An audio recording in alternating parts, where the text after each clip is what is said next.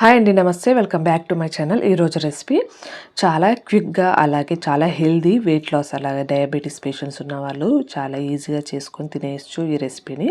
ఇక లేట్ చేయకుండా వీడియోలోకి వెళ్ళిపోదాం. దీన్ని మీరు మార్నింగ్ బ్రేక్ఫాస్ట్లోకైనా లేకపోతే లైట్ డిన్నర్లోకైనా తినేయచ్చు. ఇది జొన్న రవ్వ అంటారు. యాక్చువల్గా జొన్న రవ్వ అనేది పట్టించుకోలేదు. దీన్ని అయితే షాప్లో కొనుక్కున్నాం కాబట్టి దీంట్లో జస్ట్ రవ్వనే ఉంది, పిండి ఏం లేదు. మనం పట్టించే వాళ్ళకైతే లైట్గా పిండి కూడా వస్తుంది కాబట్టి దాన్ని కడగనవసరం లేదు. మనం ఇంట్లో పట్టిస్తే దాన్ని నీట్గా వాష్ చేసుకొని పట్టిస్తాం కాబట్టి అవసరం లేదండి కడగడము. ఇది దీంట్లో పిండి ఏం లేదు కాబట్టి నేను వాటర్ వేసుకొని ఒకసారి కడుక్కున్నాను. తర్వాత దీంట్లో 2 గ్లాసుల వరకు నీళ్లు వేసుకొని 2 కప్పుల జొన్న రవ్వ అండి. ఇది నలుగురు తినేయచ్చు దీన్ని. 2 పెద్దవాళ్ళు, 2 పిల్లలు. మేమైతే నలుగురం కాబట్టి 2 కప్పుల వరకు తీసుకొని, ఇది ఆఫ్టర్నూన్ చేసుకున్నాం కాబట్టి మేము 2 కప్పుల వరకు తీసుకున్నాము. మార్నింగ్ మీ టిఫిన్ లాగా అయితే తక్కువ తీసుకోండి క్వాంటిటీ. తర్వాత ఇది ఒక 2 గంటల పాటు నానబెట్టుకున్నాక ఒక కుక్కర్లో 2 టీ స్పూన్ల నెయ్యి, 1 టీ స్పూన్ ఆయిల్ వేసుకొని 2 లవంగా, 1 దాల్చిన చెక్క, బగారాకు కొద్దిగా 1 టీ స్పూన్ వరకు జీలకర్ర, తర్వాత 2 టీ స్పూన్ల వరకు పల్లీలు ఆప్షనలే. ఇదంతా వేయించుకోవాలి. వేయించుకొని దీంట్లో పచ్చిమిర్చి వేసుకోండి. దీంట్లో కారం అనేది మనం పచ్చిమిర్చితోనే వేసుకోవాలి కాబట్టి ఒక పచ్చిమిర్చితోనే వస్తుందండి కారం, కాబట్టి కారం ఎక్కువ వేసుకోండి. తర్వాత కొద్దిగా ఆనియన్స్ వేసుకొని బాగా వేయించుకోండి. మధ్యలో మాడిపోయాయండి, ఏమనుకోకండి. మా బాబు ఏడిస్తే నేను వెళ్ళాను కాబట్టి మధ్యలో మాడిపోయాయి.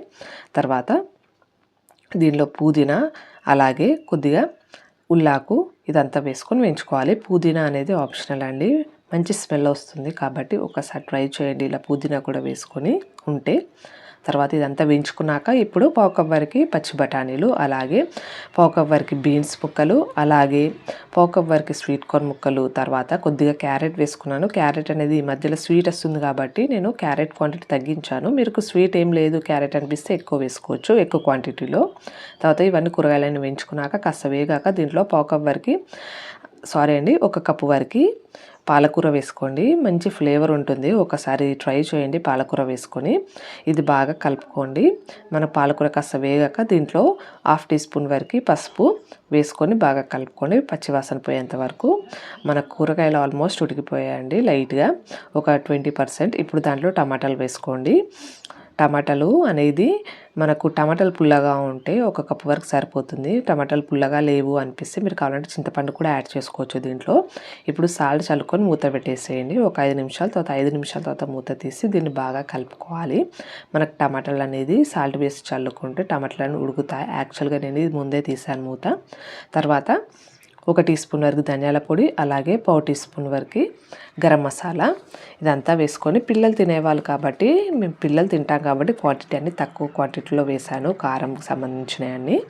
మీరు పెద్దవాళ్ళు తినేవాళ్ళు అనుకుంటే కాస్త ఎక్కువ వేసుకోవచ్చు, మీరు మీ కారం బట్టి. తర్వాత అలాగే మూత పెట్టేసేయండి. ఒక 5 నిమిషాల తర్వాత మూత తీసి బాగా కలుపుకోవాలి. కలుపుకొని ఇప్పుడు దీంట్లో వాటర్ యాడ్ చేసుకోవాలి.